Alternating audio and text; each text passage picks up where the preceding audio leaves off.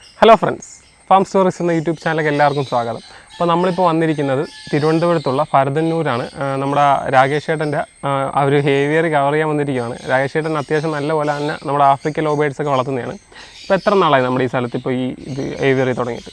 ഞാൻ ബാല്യകാലം മുതൽ തന്നെ എനിക്ക് ഇതൊരു ഹോബിയാണ്. പിന്നെ ഈ ആഫ്രിക്കൻ മാത്രം ചെയ്യാൻ തുടങ്ങിയിട്ട് ഏകദേശം ഒരു 5 കൊല്ലത്തിൽ കൂടുതലായി. 5 കൊല്ലം. ഇപ്പോൾ എന്തിൽ നിന്നാണ് നമ്മൾ തുടങ്ങിയത് ഇതൊക്കെ? ഞാൻ തുടക്കത്തിൽ നമ്മുടെ ഈ ലവ് ബേഡ്സ്, പ്രാവുകൾ, ഫിഞ്ചസ് ഇതിനെല്ലാത്തിനും വളർത്തിയിട്ടുണ്ട്. കോക്ടെയിൽ അതിനെല്ലാത്തിനും ഞാൻ വളർത്തിയിട്ടുണ്ട്. ആണല്ലേ. ഇപ്പം എന്താണ് നമ്മൾ ആഫ്രിക്കയിലോട്ട് തന്നെ പൂർണ്ണമായിട്ട് മാറിയത്? ഏതെങ്കിലും ഒരു വെറൈറ്റി എടുത്ത് ചെയ്യാമെന്ന് പിന്നെ വിചാരിച്ചിട്ടാണ് ആഫ്രിക്കൻ തുടങ്ങിയത്. അപ്പം ആ ആഫ്രിക്കൻ തുടങ്ങിയ സമയത്തൊക്കെ പലതരത്തിലുള്ള ബുദ്ധിമുട്ടുകളുണ്ടായിരുന്നു. കാരണം നമ്മൾ ബ്രീഡർമാരെ ഒന്നും അല്ല സാധനം എടുത്തത് അല്ല. അങ്ങനെ വന്നപ്പോഴും ഒരുപാട് പിന്നെ ഇതൊക്കെ വന്ന് ഇൻഫെക്ഷനും ചത്തൊക്കെ പോയിട്ടുണ്ട്. അങ്ങനെയാണ് നമ്മളിപ്പോൾ ഇപ്പം എന്തൊക്കെ ചെയ്യുന്നുണ്ട് നമ്മൾ? ഞാനിപ്പോൾ 3 വെറൈറ്റിയാണ് ചെയ്യുന്നത്. അഗാപ്പോർണിക് റോസിക്കൊളീസ്, അഗാപ്പോർണിക് പേഴ്സണേറ്റ, അഗാപ്പോർണിക് ഫിഷറി. ഫിഷർ, പീച്ച്, മാസ്ക് അങ്ങനത്തെ. നമ്മൾ സാധാരണയായിട്ട് നമ്മൾ ഫിഷർ, മാസ്ക്, പീച്ച് എന്ന് പറയും. പിന്നെ അതിൻ്റെ ഒരു സയന്റിഫിക് നെയിമാണ് അഗാപ്പോർണിക്സ് പറയുന്നത്. അതെ പറഞ്ഞത്. ഓക്കെ, അപ്പോൾ നമുക്ക് ഓരോന്നായിട്ടൊന്ന് കണ്ട് പരിചയപ്പെടല്ലേ? തീർച്ചയായിട്ടും. ഇപ്പോൾ രാകേഷ് ചേട്ടാ നമ്മുടെ ആദ്യം കേജിൻ്റെ സെറ്റപ്പ് തൊട്ട് നമുക്ക് തുടങ്ങാം. ശരി, അപ്പോൾ പറഞ്ഞു. ഇത് 2.5 അടിയുടെ കേജാണ്. 2.5 അടി വീതി, 1.5 അടി ഉള്ളു, 1.5 അടി പൊക്കം. ഇത് ഞാൻ ഇമ്പോർട്ടഡ് കേജാണ്. നമ്മുടെ എറണാകുളത്തുള്ള ബീച്ച് ഇൻ്റർനാഷണൽ എന്ന് പറയുന്ന ബേഡ്സിൻ്റെയൊക്കെ അക്സസറീസ് കിട്ടുന്ന ഷോപ്പിൽ നിന്ന് വരുത്തിക്കുന്നതാണ്. അവിടെ നിന്ന് എടുക്കുന്നതാണ്. ഫുൾ ഒരു ബോക്സ് ആയിട്ട് എടുക്കുമ്പോഴാണ് നമുക്ക് ഒരു ബോക്സിൽ 4 കേജ് വരും. അങ്ങനെയാണ് വരുന്നത്. ഹോൾസെയിൽ റേറ്റിന് തരും. ഓക്കെ, അപ്പോൾ നമ്മൾ ഒരേ ടൈപ്പ് കേജ് വെച്ചാൽ ഒരു ഭംഗിയുള്ളൂ. അതെ. നിങ്ങൾക്ക് നോക്കിയാൽ തന്നെ അറിയാൻ പറ്റും. എല്ലാം വൈറ്റ് കേജ് ആണ് ചെയ്തിരിക്കുന്നത് അല്ലേ? അതെ. ഓക്കെ, നമുക്ക് ആഫ്രിക്കൻ സൈനി കേജ് ചെയ്യലാണോ നല്ലത്? തീർച്ചയായിട്ടും. കാരണം നമുക്ക് ഇതാകുമ്പോൾ നമുക്ക് ക്ലീൻ ചെയ്യാനൊക്കെ നല്ല ട്രേയും എല്ലാം ഉണ്ട്. പിന്നെ ഫുഡ് കൊടുക്കാനും ഇവർക്ക് ആവശ്യത്തിനുള്ള സ്ഥലമുണ്ട്. ഇത്ര മതിയല്ലേ? 2.5 മതിയല്ലേ? ഇതിന്റെ ഇത് മതിയാവും. ബ്രീഡിംഗ് കേജ് ആണ്. ഇത് മതിയാവും. 2.5 മതിയാവും അല്ലേ? ഓക്കെ, നമുക്ക് ആദ്യത്തെ ബേഡ് ഏതാ പരിചയപ്പെടാനുള്ള? നമുക്ക് ആദ്യം പരിചയപ്പെടാനുള്ള നമുക്ക് ഈ അഗാപ്പോർണിക് പേഴ്സണേറ്റ പരിചയപ്പെടാം. ഇവരെ പരിചയപ്പെടാം അല്ലേ? ഇത് ഒരു മാവോ മാസ്കും പിന്നെ കൊബാൾട്ട് മാസ്കുമാണ്. ചട്ടിയിലാണല്ലേ? ചട്ടി എഗ്ഗിങ് ആണല്ലേ? ഓക്കെ, ബാക്കി ഇരിക്കുന്നതാണ് അത് കൊബാൾട്ട് അല്ലേ? അതെ. മെയിലും ഫീമെയിലാണ്. ഇതെന്തെങ്കിലും രണ്ടായിട്ട് നമ്മൾ ഇട്ടിരിക്കുന്നത് എങ്ങനെ? ഈ അപ്പം ചിക്സ് ചെയ്ത് കിട്ടും. അപ്പോൾ ഇതിൻ്റെ അകത്തുനിന്ന് ചിക്സ് നമുക്ക് ഇത് 2 ബ്ലൂ സീറ്റിലുള്ള ബേഡുകളാണ്. അപ്പൊ നമുക്ക് ചിക്സ് 2ലും വരാനുള്ള സാധ്യത. 2ഉം വരാനുണ്ട് അല്ലേ? അതെ. ഓക്കെ, ഇത് 2 മാസ്ക് ആയിട്ടാണ് നമ്മൾ ഇങ്ങനെ ഇട്ടിരിക്കുന്നത് അല്ലേ? അതെ. മാസ്ക് വെറൈറ്റിയാണ് ഇങ്ങനെ ഇട്ടിരിക്കുന്നത് അല്ലേ? ഓക്കെ, ഇതിന്റെയൊക്കെ ചിക്സ് ഒക്കെ നമ്മുടെ ഇപ്പോൾ അവൈലബിൾ ആണോ? ഇപ്പോൾ നിലവിലുണ്ടായിരുന്നു. അപ്പോൾ 1-2 പേര് കൊണ്ടുപോയി കൊടുത്തല്ലേ? എന്ത് റേറ്റ് ഒക്കെ വരുന്നുണ്ടോ നമുക്ക് ഇവർക്ക് വന്നിട്ട്? പിന്നെ ഓരോ ബേഡിനും അതിന്റെ ക്വാളിറ്റി അനുസരിച്ച് റേറ്റിൽ വ്യത്യാസം വരുന്നുണ്ട് അല്ലേ? മാസ്ക് വെറൈറ്റി ഒക്കെ ഏകദേശം സ്റ്റാർട്ടിങ് 3000-3500 രൂപ വില വരുന്നുണ്ട്. അത് അഡൽട്ട് ആയിരിക്കും? കുഞ്ഞുങ്ങളായിരിക്കും അല്ലേ? 3 മാസമായ കുഞ്ഞുങ്ങളൊക്കെ ഈ 3500 രൂപയൊക്കെ സ്റ്റാർട്ടിങ് വരുന്നുണ്ട്. അടുത്ത ഏതൊക്കെ ബേഡായിരുന്നു? ഇത് എനിക്കിവിടെ ഇറങ്ങിയ കുഞ്ഞുങ്ങളാണ്. അപ്പോൾ എനിക്ക് ഒരു വെറൈറ്റി ആയതുകൊണ്ട് ഞാൻ അവരെ ഹോൾഡ് ചെയ്ത്. ഒരു കളർ വേറെയാണ്, ഒരു ഗ്രീനിഷ് ഒക്കെ കയറുന്നത്. അതെ. ഇത് വന്നിട്ട് നമ്മുടെ ഓറഞ്ച് ഫേസ് പാലിഡ് ഒരെണ്ണം, പിന്നീട് ലൂട്ടിനോ റെഡ് ഹെഡഡ് ഓപ്പലൈൻ. ഇത് 2 പേരോട് എനിക്കിവിടെ ഇറങ്ങിയതാണ്. ഏത് പേരിൽ ഇറങ്ങിയതാണ് ഇത്? ഇത് വന്നിട്ട് നമ്മുടെ ഈ ഗ്രീൻ ഓറഞ്ച് ഹെഡഡ് ഓപ്പലൈൻ അതിനിറങ്ങിയ കുഞ്ഞുങ്ങളാണ്. 2 പേര് അതിനിറങ്ങിയതാണല്ലേ? ഓക്കെ. മറ്റേ നമ്മുടെ ഓറഞ്ച് ഫേസ് വേറെ ഒരു പാരൻസ് ആണ്. ഓറഞ്ച് ഫേസിന്റെ പിന്നെ പാരൻസ് വന്നിട്ട് അത് ഒരു പാലിഡാണ്. പാലിഡ് ഓറഞ്ച് ഫേസും ഒരു ഗ്രീൻ ഓറഞ്ച് ഫേസിനും ഇറങ്ങിയ കുഞ്ഞാണ് ആ പാലിഡ്. ഓക്കെ, അവർക്ക് അത്യാവശ്യം വിലയൊക്കെ ഉള്ള വെറൈറ്റി ആണ്? അത്യാവശ്യം വിലയുണ്ട് അല്ലേ? അപ്പൊ അതിന് നമ്മൾ എന്തുമായിട്ടായിരിക്കും ഇപ്പൊ പെയർ ചെയ്യാൻ ഡീപ്പ് ചെയ്യുന്നത്? ഇപ്പൊ ഞാനിത് പെയർ ചെയ്യിക്കാനല്ല ഇട്ടേക്കുന്നത്.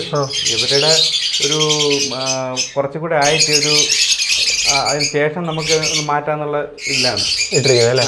കുഞ്ഞുങ്ങളാണ്, 5 മാസം കഴിഞ്ഞതേ ഉള്ളൂ. ഓക്കെ. അപ്പൊ ഇനിയും ആ ഓറഞ്ച് നല്ലപോലെ തെളിഞ്ഞു വരും അല്ലേ? അതെ അതെ.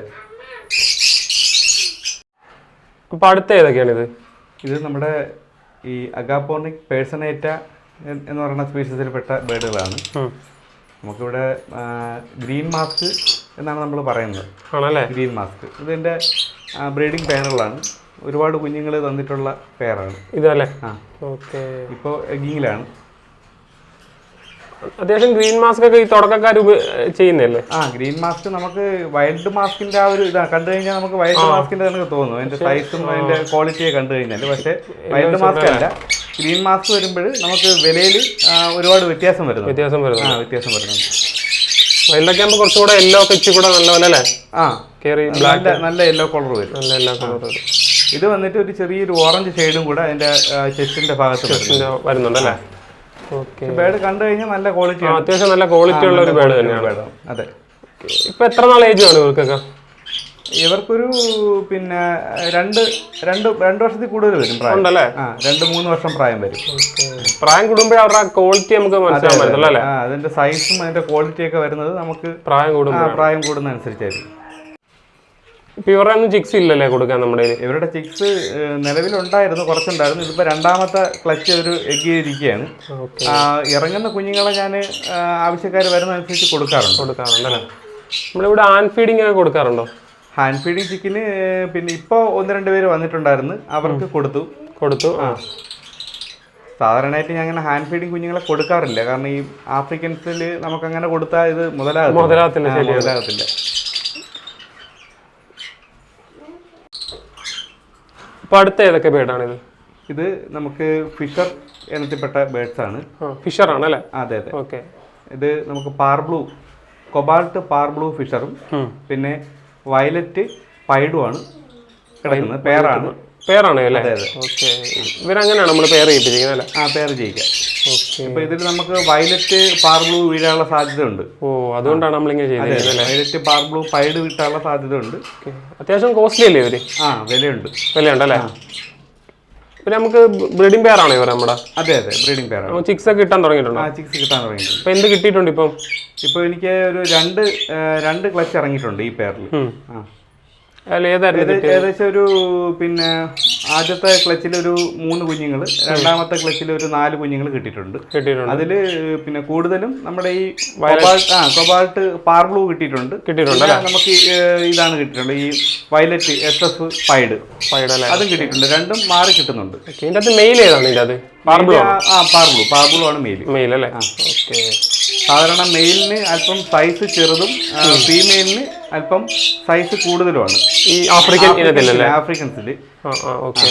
നമുക്ക് കുറെ കാലത്തെ പരിചയം വരുമ്പോൾ നമുക്ക് മനസ്സിലാവും. ഇവരുടെ ഈ ശരീരത്തിന്റെ വലിപ്പമൊക്കെ കാണുമ്പോൾ നമുക്ക് മനസ്സിലാവും മെയിൽ ഫീമെയിൽ പിടികിട്ടും. അപ്പൊ ഈ DNA ആവശ്യമൊന്നും ഇല്ലല്ലേ? അപ്പൊ അങ്ങനെയാണെങ്കിൽ DNA അല്ല, അതുകൊണ്ട് മാത്രം നമുക്ക് DNA നമുക്ക് പിന്നെ ഉറപ്പിക്കാൻ പറ്റത്തില്ല. മെയിൽ ഫീമെയിൽ ഉറപ്പിക്കാൻ പറ്റത്തില്ല. DNA ആണ് ശാശ്വതമായിട്ടുള്ള പരിഹാരം. ഈ ബോൺ ചെക്ക് ചെയ്തൊക്കെ ചിലർ പറയുമല്ലോ. പണ്ട് മുതലേ ഉള്ളവര് ഈ ബോൺ ചെക്ക് ചെയ്ത് പെയർ ചെയ്യുന്നുണ്ട്. പക്ഷെ അത് നമുക്കൊരു 25-30% മാത്രമേ നമുക്ക് റിസൾട്ട് പറയാൻ പറ്റത്തുള്ളൂ അല്ലേ? അതെ. ഇപ്പൊ അടുത്ത ഏതൊക്കെയാണ്? ഇത് വന്നിട്ട് അഗാപോർണിക് റോസിക്കൊളീസ് വിഭാഗത്തില് വയലറ്റ് പീച്ച് സിംഗിൾ ഫാക്ടർ ആണ്. പീച്ച് വിഭാഗമാണ്. അതെ. പീച്ച് വിഭാഗം നമുക്ക് ആ ഫേസിൽ നമുക്ക് നോക്കി പെട്ടെന്ന് അറിയാൻ പറ്റും. വൈറ്റ് ഫേസ് ആണ് ഇത്. വൈറ്റ് ഫേസ് ആണ്. അതുപോലെ തന്നെ ചുണ്ടിന് പിന്നെ നഖത്തിന്റെ കളറാണ് ഈ നമ്മുടെ പീച്ചിൽ വരുമ്പോൾ കളർ വരുന്നത്, ചുണ്ടിന്റെ കളർ ആണല്ലേ? അതെ. ഇത് നമ്മുടെ ബ്രീഡിംഗ് പെയർ ആണല്ലേ? അതെ, ബ്രീഡിംഗ് പെയർ ആണ്. ഇവര് ഒരുപാട് കുഞ്ഞുങ്ങളെ എനിക്ക് തന്നിട്ടുള്ള പെയറാണ്. നമുക്കിപ്പോ ഒരു കുഞ്ഞുങ്ങളെടുത്ത് സെറ്റ് ചെയ്ത് എത്ര നാൾ കഴിയുമ്പോൾ അത് നമുക്ക് ബ്രീഡിങ്ങിന് തയ്യാറാവുന്നത്? കുഞ്ഞുങ്ങൾ നമ്മൾ സെറ്റ് ചെയ്താനായിട്ട് നമ്മൾ ആദ്യം ശ്രദ്ധിക്കേണ്ടത് നമ്മൾ ഒരു പേരൻസിന്റെ കുഞ്ഞുങ്ങളെ വാങ്ങിക്കാതിരിക്കുക ആണല്ലേ? ഇപ്പൊ നമ്മൾ ഒരു വീട്ടിൽ നിന്നാണെങ്കിൽ നമ്മൾ ചിലപ്പോൾ ഒരു 3-4 കുഞ്ഞുങ്ങളെ നമുക്ക് അവിടെ നിന്ന് ചിലപ്പോൾ നമ്മൾ കണ്ട് ഇഷ്ടപ്പെട്ട് വാങ്ങിക്കൊണ്ട് വരും. ഒരിക്കലും അവരെ നമ്മൾ പെയർ ചെയ്യിക്കരുത്. നമ്മൾ അതുപോലെ ഇപ്പൊ ഈ 4 കുഞ്ഞുങ്ങളെ നമ്മൾ വാങ്ങിച്ചപ്പോൾ അവരുടെ DNA എടുത്തതിന് ശേഷം വേറൊരു സ്ഥലത്തുനിന്ന് വേറൊരു ബ്രീഡറുടെ കയ്യിൽ നിന്ന് ഒരു 4 കുഞ്ഞുങ്ങളെയും കൂടെ വാങ്ങിയതിന് ശേഷം ഡിഫറെന്റ് ബ്ലഡ് ലൈനേജിലുള്ള ബേഡ്സിനെ നമ്മൾ പെയർ ചെയ്യിക്കാവും. പെയർ ചെയ്യിക്കാം. ഓക്കെ, അതാണ് കൂടുതൽ ഹെൽത്തി ആയിട്ടുള്ള കുഞ്ഞുങ്ങളെ കിട്ടുന്നത്. അല്ലെങ്കിൽ നമ്മുടെ ഒരേ പേരൻസിന്റെ കുഞ്ഞുങ്ങളാണെങ്കിൽ അത് പിന്നെ വൈകല്യങ്ങൾ ഉണ്ടാകാനുള്ള സാധ്യത ഉണ്ടല്ലേ? ഓക്കെ, ഇവർക്ക് അഡൽട്ട് ആവുന്ന എത്ര നാളാകുമ്പോഴാണ്? ഒരു വർഷം. ഞാൻ ഇവിടെ ഒരു വർഷം ആയ കിളികളെയാണ് ഞാൻ പെയർ ചെയ്യിക്കാറ്. അതിന് മുമ്പ് ചെയ്യിക്കുന്നവരുണ്ട്. പക്ഷെ ഒരു വർഷം നമ്മൾ പിന്നെ നോക്കിയതിന് ശേഷം വളർത്തിയതിന് ശേഷം ചെയ്യുന്നതാണ് ഏറ്റവും നല്ല രീതി. ഓക്കെ, അപ്പോൾ അടുത്ത നമ്മുടെ ഏതൊക്കെയാണ് ഇത്? അടുത്തത് വന്നിട്ട് നമ്മുടെ ആൽബിനോ ഫിഷറും പിന്നെ വയലറ്റ് ഫിഷറുമാണ്. ആൽബിനോയും വയലറ്റ് ഫിഷറും ആയിട്ടിരിക്കുന്നത് അല്ലേ? ഓക്കെ, വയലറ്റ് സിംഗിൾ ഫാക്ടറാണ്. അതെങ്ങനെ മനസ്സിലാൻ പറ്റും നമുക്ക്? സിംഗിൾ ഫാക്ടറും ഡബിൾ ഫാക്ടറൊക്കെ കളർ കാണുമ്പോൾ തന്നെ നമുക്ക് അറിയാൻ പറ്റും. ആണല്ലേ? ഡബിൾ ആകുമ്പോൾ കൂടെ നല്ല ഡീപ്പ് കളർ ആകും അല്ലേ? നല്ല ഡീപ്പ് ആയിട്ടുള്ള കളർ കിട്ടും അല്ലേ? ഓക്കെ, ഈ മറ്റേ ഡബിളിനല്ലേ റേറ്റും കൂടുതൽ? അതെ അതെ, ഡബിൾ ഫാക്ടറിന് ഇപ്പോൾ നമ്മുടെ ഈ നിലവിൽ ഏകദേശം ഒരു 5000 രൂപ വില വരുന്നുണ്ട് കുഞ്ഞുങ്ങൾക്ക് തന്നെ. ആണല്ലേ? ഓക്കെ, പിന്നെ നമുക്ക് ഇങ്ങനെ പെയർ ചെയ്യുന്നത് കാരണം എന്താ? നമ്മൾ രണ്ടും രണ്ട് കളർ പെയർ ചെയ്യുന്ന കാരണം എന്താ? രണ്ട് ടൈപ്പിലെ കുഞ്ഞുങ്ങളെ കിട്ടാൻ വേണ്ടിയാണോ? അതെ, ഇത് ഞാൻ തൽക്കാലത്തേക്ക് ഞാൻ ഇങ്ങനെ ഇട്ടതാണ്. അങ്ങനെ ഇട്ടാണ്. നമ്മുടെ ഈ ആൽബിനോ ഫിഷറിന് ഒരു നല്ലൊരു മെയിലിനെ കിട്ടിക്കഴിഞ്ഞാൽ അവരെ ഈ ജോഡി ഞാൻ മാറ്റും. ആണല്ലേ? തൽക്കാലത്തേക്ക് ഇട്ടതാണ്. പിന്നെ ഈ ആൽബിനോ ഫിഷറിന് നമുക്ക് പൊതുവെ എന്തെങ്കിലുമൊക്കെ ചെറിയ പ്രശ്നങ്ങളൊക്കെ ഉണ്ടാവുമെന്നൊക്കെ പറയുമല്ലോ, ആൽബിനോ ആയതുകൊണ്ട് ഹെൽത്ത് പ്രോബ്ലം ഒക്കെ ഉണ്ടാവുന്നു. അങ്ങനെ ഒരു വിഷയം എനിക്ക് ഇതുവരെ വന്നിട്ടില്ല. പക്ഷെ അങ്ങനെ ഞാനും പറഞ്ഞു കേട്ടിട്ടുണ്ട്. നമ്മൾ രണ്ട് ആൽബിനോ തന്നെ ഇടുവാണെങ്കിൽ അവർക്ക് എന്തെങ്കിലുമൊക്കെ. അതെ അതെ, അപ്പൊ നമ്മുടെ ഈ ലൂട്ടിനോ ഫിഷർ ഇവിടെ ഉണ്ട്. അപ്പൊ ലൂട്ടിനോ ഫിഷറിന്റെ കൂടെ നമ്മൾ സാധാരണയായിട്ട് നമ്മൾ ഈ ലൂട്ടിനോടെ സ്പ്ലിറ്റിനെയാണ് നമ്മൾ ഇടാറ് പെയർ ചെയ്യിക്കാനായിട്ട്. അങ്ങനെയാണ് ചെയ്യാറല്ലേ?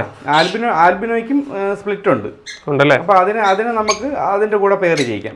ഡിഫറെന്റ് ബ്ലഡ് ലൈനേജിലുള്ള ബേർഡിനെ തന്നെ ഇടണമെന്നേ ഉള്ളൂ. ഇതിന്റെ നമുക്ക് ചിക്സിനെ കിട്ടിയിട്ടുള്ളതാണോ? കുഞ്ഞുങ്ങളെ കിട്ടിയിട്ടുണ്ട്. ഏതാണ് കിട്ടിയിട്ടുള്ളത് ഇതിന്റെ അകത്തുനിന്ന്?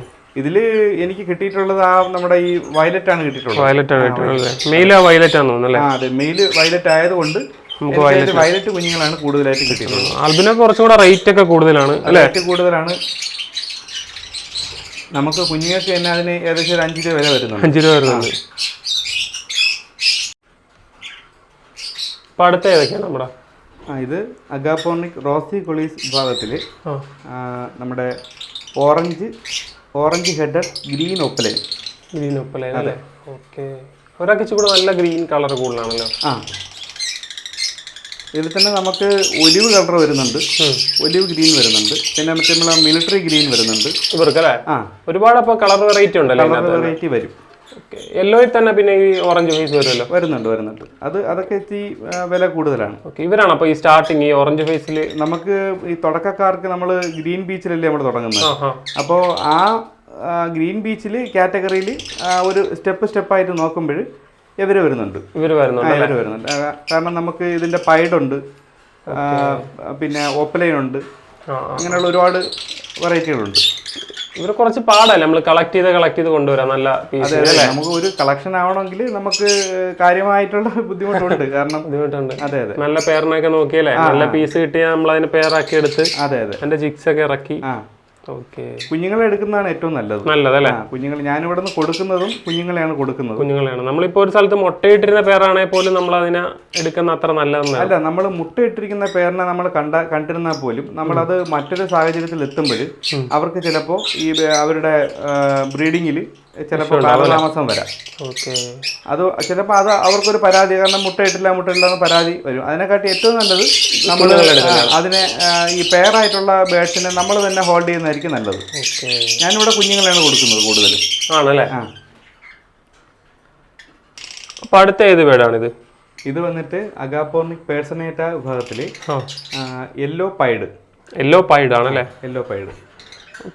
Yellow mask pied. മാസ്കിന്റെ തന്നെ പൈഡ് വെറൈറ്റി അല്ലേ? അത്യാവശ്യം നല്ലൊരു ഭംഗിയുള്ള വെറൈറ്റി ആണല്ലേ? നല്ല ഭംഗിയാണ്. ഇതിപ്പോ ഒരു സിംഗിൾ പീസ് എനിക്ക് ഉള്ളൂ. ഞാൻ ഇതിന്റെ കൂടെ ഉദ്ദേശിക്കുന്നത് നമ്മുടെ ഈ വൈൽഡ് മാസ്കിന്റെ ഒരു ഫീമെയിലിനെ മേടിച്ചിടാനാണ് ഉദ്ദേശിക്കുന്നത്. ഞാനത് എൻ്റെ സുഹൃത്തിൻ്റെ അടുത്ത് പറഞ്ഞിട്ടുണ്ട്. അവർ അത് ഹോൾഡ് ചെയ്ത് നിർത്തിയേക്കുകയാണ്. ഇവർക്കൊക്കെ അത്യാവശ്യം വിലയുള്ള വെറൈറ്റി ആണ് ഇതൊക്കെ? വിലയുണ്ട്. ഇവരുടെ ഈ സെയിം ക്വാളിറ്റി തന്നെ വേറെ കിട്ടിക്കഴിഞ്ഞാൽ അതല്ലേ നല്ലത് ഇടുന്നത്? ഏതാണ്? അല്ല ഇവരുടെ തന്നെ സെയിം ഒരു ഇത് മെയിലാണോ ഫീമെയിലാണോ? ഇത് മെയിലാണ്. അപ്പോൾ ഫീമെയിൽ ഈ സെയിം തന്നെ കിട്ടാൻ ചാൻസ് ഇല്ലല്ലേ? ഞാൻ ഉദ്ദേശിച്ചത് ഈ വൈൽഡ് മാസ്ക് ആകുമ്പോഴും നമുക്ക് വിലയിലും കാര്യമായിട്ടുള്ള മാറ്റം വരും. പിന്നീട് അതിനിറങ്ങുന്ന കുഞ്ഞുങ്ങളിൽ നല്ല കുഞ്ഞുങ്ങൾ ഇറങ്ങും. ഓക്കെ, നമുക്ക് എന്തെങ്കിലും പ്രതീക്ഷിക്കാൻ പറ്റും അല്ലേ? വെറൈറ്റി ഇറങ്ങും. വൈൽഡ് മാസ്ക് പൈഡൊക്കെ കിട്ടാനുള്ള സാധ്യത കൂടുതലാണ്. ഓക്കെ, അപ്പോൾ ഒരു പൈഡുമായിട്ട് ഇട്ടാലേ നമുക്ക് വേറൊരു പൈഡ് കിട്ടത്തുള്ളൂന്നുണ്ടോ? അങ്ങനെയൊന്നുമില്ല. ഇല്ല അല്ലേ? ഇല്ല, അങ്ങനെയൊന്നുമില്ല. അപ്പൊ അടുത്ത ഏതൊക്കെയാണ് ഇത്? ഇത് വന്നിട്ട് അഗാപ്പോർണിസ് ഫിഷറി വിഭാഗത്തിൽപ്പെട്ട ബേർഡ്സ് ആണ്. ഫിഷർ, രണ്ട് ഫിഷർ ആണല്ലേ? ഇവര് രണ്ടുപേരും ഫിഷറാണ്. ഒരു പേരൻസിന്റെ കുഞ്ഞുങ്ങളാണ്. ആണല്ലേ? രണ്ടിങ്ങനെ കിട്ടിയ കാരണം എന്താണ് രണ്ടും? ഇത് പിന്നെ ഇങ്ങനെ വരാനുള്ള കാരണം വെച്ച് കഴിഞ്ഞാൽ അതിന്റെ ലൈനേജിൽ എങ്ങനെയോ ഈ വന്നതാണ്. ആണല്ലേ? ഇതിന്റെ ഈ പേരൻസിന്റെ ലൈനേജിൽ ഏതോ ഒരു ബേർഡ് ഇങ്ങനെ ഈ ഒരു ഇതിലുണ്ട്. നമ്മുടെ ഈ ബ്ലൂ സീരീസിലുള്ള ബേർഡ് ഉണ്ട്. പേരൻസ് ഏതാണ് ഇവരുടെ? പേരൻസ് വന്നിട്ട് ലൂട്ടിനോ ഫിഷർ സ്പ്ലിറ്റ് വിഭാഗത്തിൽപ്പെടുന്ന ബേർഡ്സ് ആണ്. ബേർഡ്സ് ആണല്ലേ? ഓക്കെ, അതാണ് ഇങ്ങനെ കിട്ടിയത് അല്ലേ? ഓക്കെ, ഇതിലിപ്പോ എനിക്ക് കിട്ടിയത് ഒരു ലൂട്ടിനോ ഫിഷറും കിട്ടിയിട്ടുണ്ട്, ഒരു നമ്മുടെ പാസ്റ്റൽ ബ്ലൂ ഫിഷറും കിട്ടിയിട്ടുണ്ട്. പാസ്റ്റൽ ബ്ലൂ ഫിഷർ അല്ലേ? ഓക്കെ, ഇപ്പൊ ഇവര് കൊടുക്കാനായിട്ടൊക്കെയാണോ? കൊടുക്കാനായിട്ടല്ല, ഇത് ഞാനൊന്ന് ഹോൾഡ് ചെയ്ത് നിർത്തിയേക്കുന്ന ബേർഡ്സ് ആണ്. ആണല്ലേ? ഇതിനിപ്പോ ഞാൻ ആ ലൂട്ടിനോ ഫിഷറിന്റെ കൂടെ തൊട്ടടുത്ത കേജിൽ ഒരു പിന്നെ നമ്മുടെ ലൂട്ടിനോ ഫിഷറിന്റെ തന്നെ സ്പ്ലിറ്റ് ഉണ്ട്, ഒരു ഗ്രീൻ ഫിഷർ. അപ്പൊ ആ ഗ്രീൻ ഫിഷറിനെ ഇതിന്റെ കൂടെ പെയർ ചെയ്യിക്കാൻ വേണ്ടിയാണ് അല്ലേ? അതെ, അത് നമുക്ക് പരിചയപ്പെടാം. ഓക്കെ, അടുത്ത ഏതൊക്കെയാണ് ഇത്? ഇത് നമ്മുടെ അഗാപ്പോർണിസ് ഫിഷറി വിഭാഗത്തിൽപ്പെട്ട ബേർഡ്സ് ആണ്. നമുക്കിവിടെ ഗ്രീൻ ഫിഷർ എന്ന് പറയുന്ന വെറൈറ്റിയാണ്. ആണല്ലേ? ഫിഷർ തന്നെ ഏറ്റവും സ്റ്റാർട്ടിംഗ് ഉള്ള ഗ്രീൻ ഫിഷർ ആണല്ലേ? തുടക്കക്കാരൊക്കെ എടുക്കുന്ന ഒരുപാട് എടുക്കുന്ന ബേർഡാണ്. ഓക്കെ, ഈ പീച്ച് പീസ് പോലെ തന്നെ നമുക്ക് ഫിഷറും അതേപോലെ ബ്രീഡായി കിട്ടുന്നതാണോ? തീർച്ചയായിട്ടും അതേ സെയിം അത്രേ ഉള്ളൂ അല്ലേ? പെട്ടെന്ന് തന്നെ ബ്രീഡായി കിട്ടും അല്ലേ? വിലയിൽ അല്പം വ്യത്യാസം വരും, കാരണം ഫിഷർ വരുമ്പോഴും കുറച്ചുകൂടെ വില വ്യത്യാസം വരുന്നുണ്ട്. ഓക്കെ, ഇവരെയാണ് നമ്മളെ മറ്റേ അപ്പുറത്തെ ലൂട്ടിനായിട്ട് ഇടാന്ന് വെച്ചിരുന്നത് അല്ലേ? ഇതിൽ ഒരു ബേർഡിനെ അവർ 3 പേരുണ്ട്, ഒരു പെയറും ഉണ്ട്, അതിലൊരു സിംഗിളും ഉണ്ട്. സിംഗിളിനെ ഞാൻ പിന്നെ വേറെ സ്ഥലത്ത് നിന്ന് വാങ്ങിച്ചതാണ്, ഒരു സ്പ്ലിറ്റ്, ലൂട്ടിന ഫിഷറിന്റെ സ്പ്ലിറ്റ്. അത് ഇപ്പൊ ഞാനിപ്പോ ക്വാറന്റൈനെ കഴിഞ്ഞിട്ട് ഇവരിങ്ങോട്ട് മാറ്റിയതാണ്. ഓക്കെ, അപ്പുറത്തിരിക്കുന്നതാന്ന് തോന്നുന്നു അല്ലേ? അതെ, സ്പ്ലിറ്റ് വന്ന്.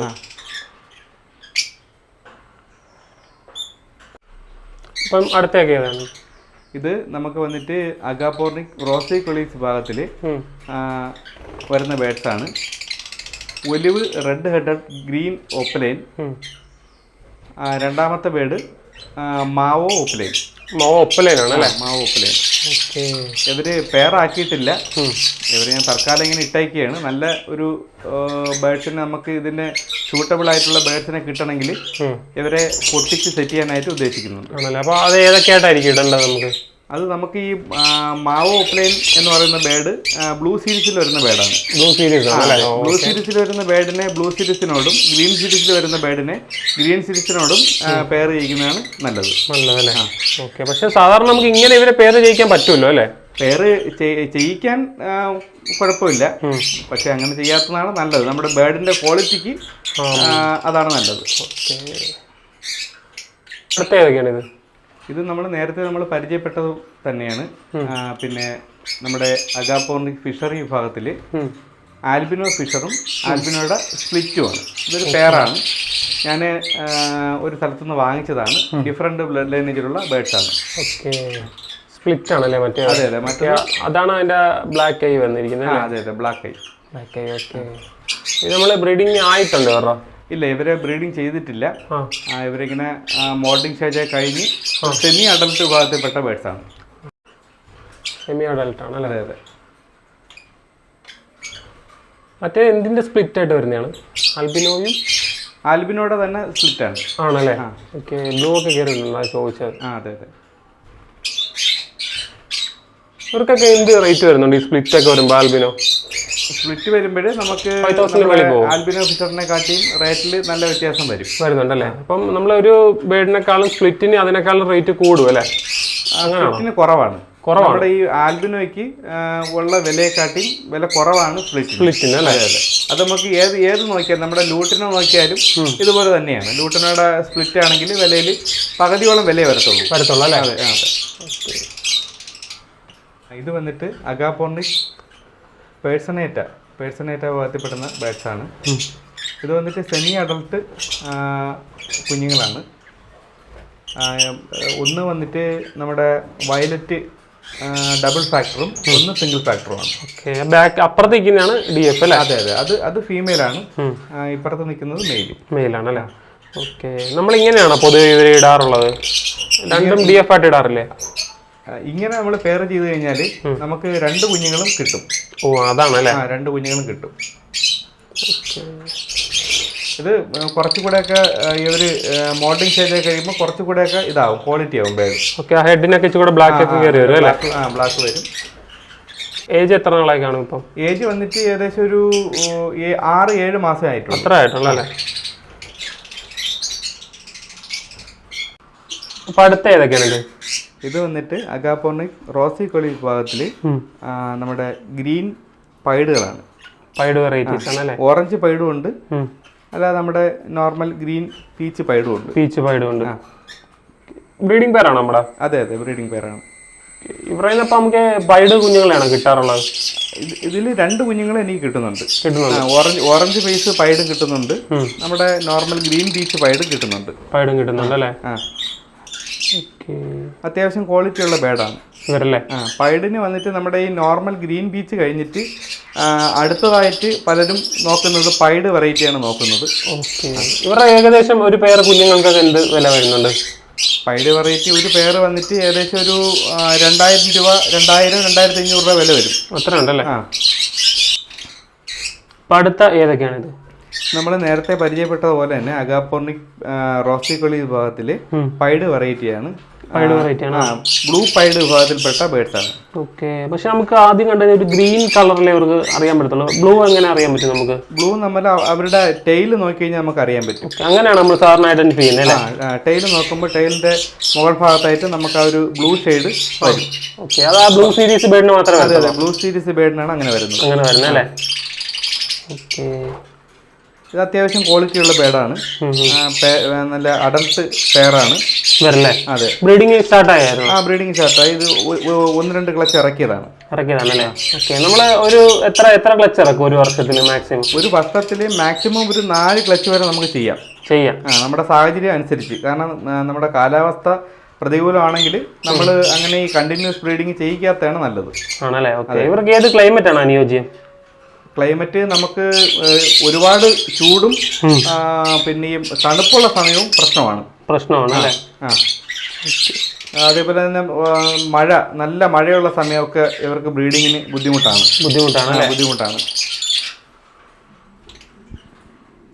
അടുത്ത ഏതൊക്കെ വെറൈറ്റിയാണ്?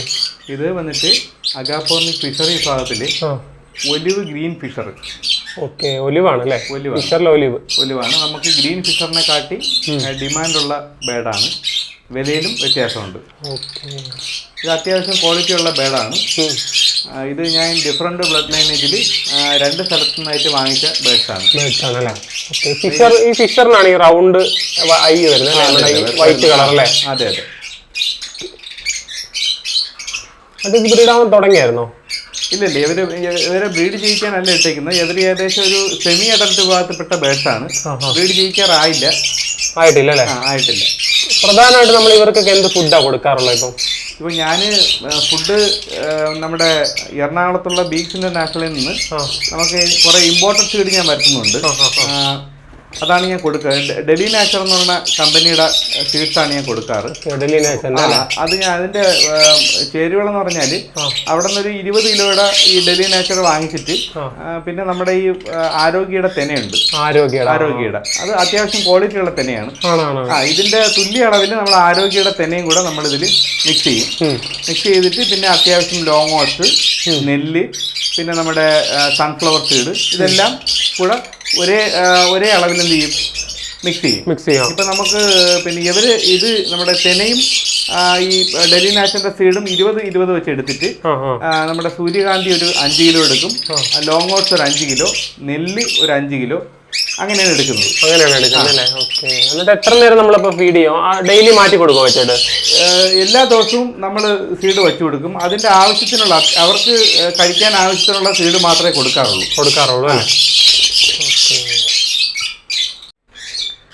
ഇത് വന്നിട്ട് നമ്മുടെ അഗാപ്പോർണിസ് റോസിക്കൊളീസ് വിഭാഗത്തിൽപ്പെട്ട ബേഡ്സ് ആണ്. ഫ്രണ്ടിലായിട്ട് നമ്മൾ കാണുന്നത് നമ്മുടെ ഗ്രീൻ ഓറഞ്ച് ഫേസും അതിൻ്റെ പുറകുവശത്ത് കാണുന്നത് നമ്മുടെ ലൂട്ടിനോ പീച്ച് അല്ലേ? അതെ. ഇപ്പൊ ഇങ്ങനെ ഇടുമ്പോൾ നമുക്ക് ഇവരെ പൈഡ് കിട്ടാൻ ചാൻസ് ഉണ്ടോ? പൈഡ് ഇതിൽ വരാൻ സാധ്യതയില്ല. ഇല്ല.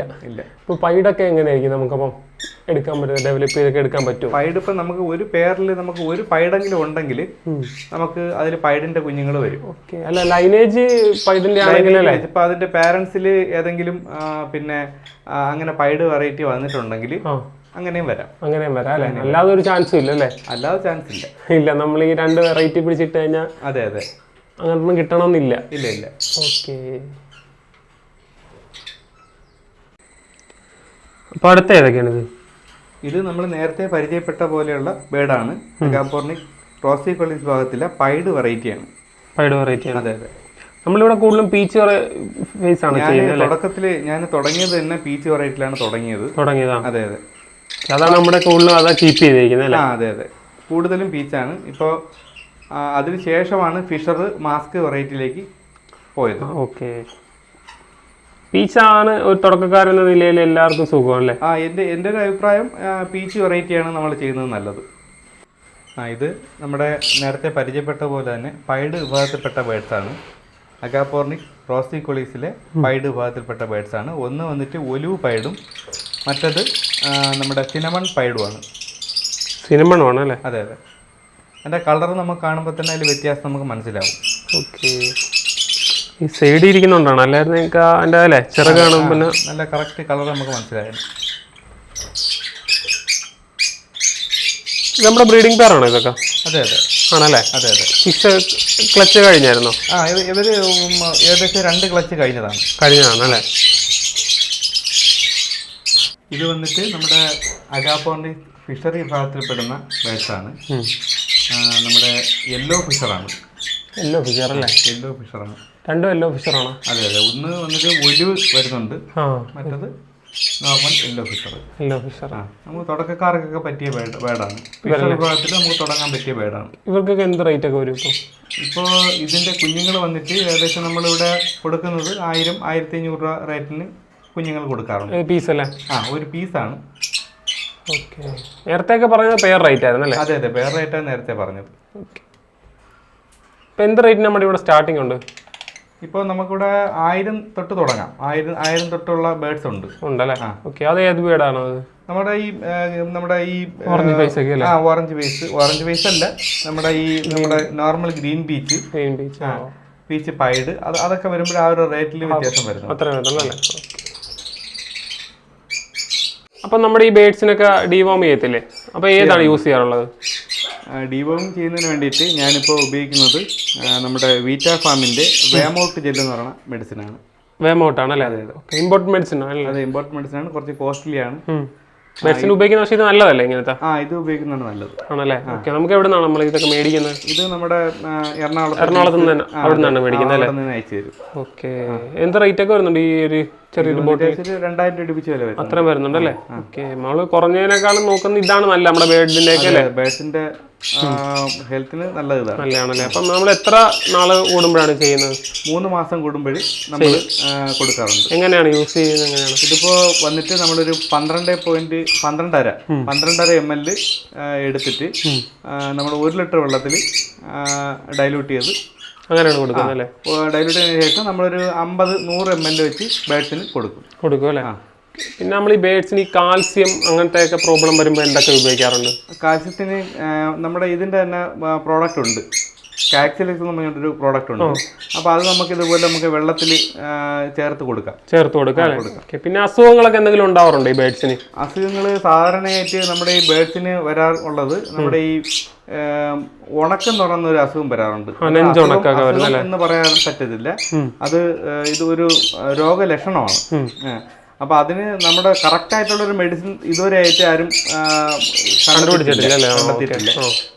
ഇപ്പൊ ഞാനിവിടെ ഉപയോഗിക്കുന്നത് സെപ്ട്രാൻ എന്നുള്ള പേരുള്ള നമ്മുടെ ഒരു ഹ്യൂമൻ മെഡിസിൻ ഉണ്ട്, കുഞ്ഞുങ്ങൾക്ക് കൊടുക്കുന്ന മെഡിസിൻ ഉണ്ട്. അത് കൊടുത്തിട്ട് എനിക്ക് കുറച്ച് മാറ്റം കിട്ടിയിട്ടുണ്ട്. കുറച്ച് ബേഡ്സിന് ഇത് മാറി കിട്ടിയിട്ടുണ്ട്. ഇത് പ്രോബയോട്ടിക് ആണ്. നമ്മുടെ ഈ ഡിവോമിങ് കഴിഞ്ഞതിന് ശേഷം 2 ദിവസം നമ്മളിത് വെള്ളത്തിൽ 1 സ്പൂൺ 1 ലിറ്റർ വെള്ളത്തിൽ ചേർത്തതിന് ശേഷം നമ്മൾ ഇവരുടെ കുടിക്കാനുള്ള വെള്ളത്തിൽ ആവശ്യത്തിന് കൊടുക്കാം. 2 ദിവസം കൊടുക്കാം. പ്രോബയോട്ടിക്. ഇത് വീറ്റാ ഫാമിന്റെ പ്രൊഡക്റ്റ് ആണ്. അടുത്തതായിട്ട് സ്കാറ്റ് ആണ്. ഇത് മറ്റേ മൈറ്റ് ട്രീറ്റ്മെന്റിന് വേണ്ടിയിട്ട് നമ്മൾ ഉപയോഗിക്കുന്ന മെഡിസിൻ ആണ്. ഇത് നമ്മുടെ ബേഡ്സിനെ പിടിച്ചിട്ട് അതിന്റെ ഈ കാലിന്റെ ഭാഗത്ത് നമ്മൾ ഒരു തുള്ളി നമ്മൾ ഇട്ട് കൊടുക്കും. അപ്പൊ അത് മതിയാവും. 2 കാലിലും നമ്മൾ ചെയ്യും. 2 കാലിലും അവരുടെ ബോഡിയിൽ സ്പ്രെഡ് ആയിക്കോളും. ചുണ്ട് വെച്ച് ഇങ്ങനെ അതിന് വേണ്ടിയിട്ടാണ് നമ്മുടെ ഈ കാലിന്റെ ഭാഗത്ത് ചെയ്യുന്നത്. ചുണ്ട് വെച്ച് അങ്ങനെ കൊത്തായിരിക്കാൻ വേണ്ടിയാണ് ചെയ്യുന്നത്. അടുത്തതായിട്ട് നമ്മൾ ഈ മൈറ്റിന്റെ ട്രീറ്റ്മെന്റിനുള്ള മറ്റൊരു മെഡിസിനാണ്. ഇത് വീറ്റാ ഫാമിന്റെ എവിയൻ ഇൻസെന്റ് ലിക്വിഡേറ്റർ. ഇത് നമ്മുടെ നേരത്തെ നമ്മൾ പരിചയപ്പെട്ട സ്കാറ്റിനെ കാട്ടി കുറച്ചുകൂടെ എഫക്റ്റീവ് ആയിട്ടുള്ള മെഡിസിനാണ്. ഇതല്ലേ? ഇത് നമ്മൾ അതേപോലെ തന്നെയാണ്. അതെ. ഇതിന്റെ ഉപയോഗം എന്ന് പറഞ്ഞാൽ നമ്മൾ 50 ml 950 ml വാട്ടറിൽ നമ്മൾ ഡൈലൂട്ട് ചെയ്തതിനു ശേഷം നമ്മൾ എന്ത് ചെയ്യും, ഇതിന്റെ ഈ ബേഡ്സിന്റെ ശരീരത്ത് സ്പ്രേ ചെയ്ത് കൊടുക്കുകയാണ് ചെയ്യുന്നത്. ഉപയോഗിക്കുന്ന സമയത്ത് നമ്മുടെ ഈ കേജുകളിലുള്ള ഇവരുടെ വെള്ളവും പിന്നെ അതുപോലെ ഫുഡും മാറ്റണം. മാറ്റിയതിനു ശേഷമാണ് നമ്മൾ അതെ. ഓക്കെ. അപ്പൊ അടുത്ത ഏതാണ് നമ്മൾ യൂസ് ചെയ്യുന്നത് അണുനാശിനിയൊക്കെ ആയിട്ട്? അടുത്തത് വിർക്കോൺ എസ്. ഇതാണ് ഞാൻ ഇവിടെ അണുനാശിനിയായിട്ട് ഉപയോഗിക്കുന്നത്. ഇത് മാസത്തിൽ 1 തവണ ഉപയോഗിക്കാറുണ്ട്. ഇത് ഉപയോഗിച്ചുകൊണ്ടുള്ള ഗുണം നമുക്കൊന്ന് പറഞ്ഞുതരാമോ? പലതരത്തിലുള്ള വൈറസ് രോഗങ്ങൾ നമ്മുടെ വരാൻ സാധ്യതയുണ്ട്. അപ്പോൾ അതിൽ നിന്നൊക്കെ നമുക്കൊരു രക്ഷപ്പെടലിന് വേണ്ടിയിട്ടാണ് നമ്മൾ ഇത് ഉപയോഗിക്കുന്നത്. ഇതെങ്ങനെയാണ് ഉപയോഗിക്കുന്നത്? ഇത് നമുക്ക് ഇതിന്റെ ഈ സ്പൂൺ ഉണ്ടല്ലോ, ഈ സ്പൂണിൽ നമ്മൾ എടുത്തതിന് ശേഷം 1 സ്പൂൺ എടുത്ത് നമ്മൾ ഒരു ബക്കറ്റ് വെള്ളത്തിൽ നമ്മൾ 1 ലിറ്റർ വെള്ളത്തിൽ അത് ഡൈലൂട്ട് ചെയ്ത് നമ്മൾ സ്പ്രേയറിൽ വെച്ച് അടിച്ചു കൊടുക്കാം. അപ്പൊ നമ്മൾ നമ്മുടെ കൂട്ടിനകത്തുള്ള ഫുഡ്, വെള്ളം ഇതെല്ലാം നമ്മൾ മാറ്റിയതിന് ശേഷം കഴിയുമെങ്കിൽ നമ്മൾ ബേഡ്സിനെ മാറ്റിയിട്ട് നമ്മൾ കൂടുകളിൽ ചെയ്യുന്നതായിരിക്കും നല്ലതല്ലേ? ബേഡ്സിന്റെ പുറത്ത് വീണ വല്ല കുഴപ്പമല്ല എന്തെങ്കിലും ഉണ്ടാവും? ബേഡ്സിന്റെ പുറത്ത് വീണ് എന്ന് പറഞ്ഞിട്ട് വേറെ കുഴപ്പമില്ല. ഇതുവരെയും വേറെ പ്രശ്നങ്ങളൊന്നും ഉണ്ടായിട്ടില്ല. ഓക്കെ. അപ്പൊ നമ്മുടെ ഈ ഏരിയയിലോട്ട് വരണമെങ്കിൽ നമുക്ക് ആ ലൊക്കേഷൻ ഒന്ന് കറക്റ്റ് പറഞ്ഞു കൊടുക്കാവോ? ലൊക്കേഷൻ വന്നിട്ട് നമുക്ക് തിരുവനന്തപുരം ജില്ലയിൽ നമ്മുടെ പിന്നെ ഭരതന്നൂർ എന്ന് പറഞ്ഞ സ്ഥലം നിൽക്കുന്നതോ? അതെ. അപ്പോൾ നമുക്ക് പാലോട് നമുക്ക് ബസ് കിട്ടും. പാലോട് ഭരതന്നൂർ ആ ഒരു ഇതുണ്ട്. അത് അല്ലെങ്കിൽ പോലും നമുക്ക് ഇപ്പുറത്തെ വെച്ചാണ് നമുക്ക് കാരേറ്റ്, കല്ലറ, പാങ്ങോട്, ഭരതന്നൂർ. ഈ 2 ലൊക്കേഷൻ നമുക്ക് ഓക്കെയാണ്. വണ്ടി ഉണ്ടല്ലേ? അപ്പൊ ഈ റൂട്ടിലൊക്കെ ബസ് റൂട്ടൊക്കെ ഉള്ളതാണ്. ഉള്ളതാണ്. ഈ ലോക്ക്ഡൌണിന്റെ ഒക്കെ പ്രോബ്ലം ആണ് ബസ് സർവീസ് കുറവുള്ളത്. ഓക്കെ. പിന്നെ നമ്മൾ ഈ തുടക്കക്കാരെന്ന നിലയിൽ ഏതൊക്കെ ബേഡ്സിന് തുടങ്ങാം, എങ്ങനെ അവരുടെയൊക്കെ ഒന്ന് പറഞ്ഞു കൊടുക്കാവോ? എക്സ്പീരിയൻസ് എൻ്റെ ഒരു അനുഭവം വെച്ച് പിന്നെ തുടക്കക്കാർ ശ്രദ്ധിക്കേണ്ടത് പരമാവധി ബ്രീഡർമാരുടെ കയ്യിൽ നിന്ന് ബേഡ്സിനെ വാങ്ങിക്കുക. കുഞ്ഞുങ്ങളെടുത്ത് ക്ഷമയോടുകൂടി വളർത്തി ഏകദേശം ഒരു വർഷം ആയതിനു ശേഷം മാത്രം അവരെ പെയർ ചെയ്യിക്കുക. അതുപോലെ തന്നെ നമ്മൾ പിന്നെ പെയർ ചെയ്യിക്കുമ്പോൾ നമ്മൾ ശ്രദ്ധിക്കേണ്ടത് നമ്മൾ ഡിഫറെൻറ്റ് ബ്ലഡ് ലൈനേജിൽ വരുന്ന ബേഡ്സിനെ മാത്രം പെയർ ചെയ്യിക്കുക. ഒരു സ്ഥലത്തു നിന്ന് മാത്രം ബേഡ്സിനെ എടുക്കാതിരിക്കുക. പല സ്ഥലത്തു നിന്ന് എടുക്കുമ്പോൾ നമുക്ക് അങ്ങനെ ഡിഫറെന്റ് ബ്ലഡ് ലൈനേജുള്ള ബേഡ്സിനെ നമുക്ക് കിട്ടും. ഓക്കെ. അപ്പോൾ അതാണ് നല്ലത്. അപ്പോൾ വെയിറ്റിംഗ്, അപ്പോൾ ക്ഷമ ഭയങ്കരമായിട്ട് ഇതിനകത്ത് വേണം. ആദ്യം വേണ്ടത് ക്ഷമയാണ്. അല്ലാതെ കൊണ്ടുവന്നിട്ട് 2 മാസത്തിനുള്ളിൽ കുഞ്ഞുങ്ങൾ ഇറങ്ങണം എന്ന് പറഞ്ഞാൽ നടക്കത്തില്ല. ഒരിക്കലും ഇല്ല. ഓക്കെ. ഇപ്പം നമ്മുടെ തന്നെ ആണെങ്കിലും ബേഡ്സ് ഒക്കെ ആവുമ്പോൾ നമ്മൾ സെയിൽ ചെയ്യും അല്ലേ? ഞാൻ പരമാവധി കുഞ്ഞുങ്ങളെയാണ് കൊടുക്കാറ്. നമ്മൾ ബിഗിനേഴ്സിന് എല്ലാത്തിനും കൊടുക്കാറുണ്ട്. ബിഗിനേഴ്സാണ് വരുന്നത്. ഇവിടെ കൂടുതലായിട്ടും വരുന്നത് ബിഗിനേഴ്സാണ് വരുന്നത്. അപ്പോൾ അവർക്ക് ഞാൻ പറഞ്ഞു തന്നെ കൊടുക്കും. കുഞ്ഞുങ്ങൾ തുടങ്ങുന്നതാണ് നല്ലതെന്നുള്ള രീതിക്ക് തന്നെയാണ് ഞാൻ പറഞ്ഞു കൊടുക്കാറ്. അതുപോലെ തന്നെ നമുക്ക് പിന്നെ തുടക്കത്തിൽ ഒരുപാട് റേറ്റ് കൂടിയ ബേഡ്സിനെ എടുക്കുന്നതിനോട് യോജിപ്പില്ല. അതുകൊണ്ട് സ്റ്റാർട്ടിങ്ങിലൊക്കെ നമ്മൾ ചെറിയ വില കുറഞ്ഞ ബേഡുകളെ എടുത്ത് ചെയ്യുന്നതായിരിക്കും കുറച്ച് നല്ലത്. ഓക്കെ. പിന്നെ നമ്മൾ എന്തെങ്കിലുമൊക്കെ അസുഖങ്ങളൊക്കെ ഉണ്ടെങ്കിൽ നമുക്ക് വിളിച്ചു ചോദിച്ചാൽ പറഞ്ഞു കൊടുക്കാൻ പറ്റുമല്ലോ അല്ലേ? പറഞ്ഞു കൊടുക്കും. എന്നെ ഒരുപാട് പേര് വിളിക്കുന്നുണ്ട്, അവർക്ക് മറുപടി കൊടുക്കാറുണ്ട്. ഓക്കെ. പിന്നെ ഈ ട്രാൻസ്പോർട്ടേഷൻ ഉണ്ടോ? നമ്മളിവിടുന്ന് അയച്ചു കൊടുക്കാറുണ്ടോ? ട്രാൻസ്പോർട്ടേഷൻ നമുക്ക് ഇപ്പോൾ ഈ ലോക്ക്ഡൗൺ സമയം ആയതുകൊണ്ട് നമുക്ക് ബുദ്ധിമുട്ടാണ്. നമുക്ക് ഇവിടെ നിന്ന് തിരുവനന്തപുരത്ത് പോയി കഴിഞ്ഞാൽ അവിടെ നിന്ന് നമുക്ക് ഇതിൻ്റെ പെറ്റ്സിനെ കൊണ്ടുപോകുന്ന വണ്ടികളുണ്ട്. അപ്പോൾ അതിൽ നമുക്ക് കയറ്റി വിടുന്നുണ്ട്. ഇപ്പോൾ എൻ്റെ ഇവിടെ അടുത്തുള്ള 1-2 സുഹൃത്തുക്കളുണ്ട്. അപ്പോൾ അവരുടെ നമ്മൾ ഒരുമിച്ച് അയക്കുമ്പോൾ അവരുമായിട്ട് കണക്ട് ചെയ്തിട്ട് നമ്മൾ 2-3 പേര് ചേർന്ന് അയക്കുന്നുണ്ടല്ലേ? ഓക്കെ. ഇപ്പോൾ നിങ്ങൾക്ക് ആർക്കെങ്കിലും ഒക്കെ ബേഡ്സിന് ആവശ്യം ഉണ്ടെങ്കിലോ അല്ലെങ്കിൽ എന്തെങ്കിലും കാര്യം അറിയണമെങ്കിൽ രാകേഷിൻ്റെ നമ്പർ ഡിസ്ക്രിപ്ഷനിൽ കൊടുത്തിട്ടുണ്ട്, നിങ്ങൾക്ക് വിളിച്ചു ചോദിക്കാം. അപ്പോൾ രാകേഷ് ചേട്ടാ നന്ദിയാണ്. അപ്പോൾ താങ്ക് യു. ഓക്കെ.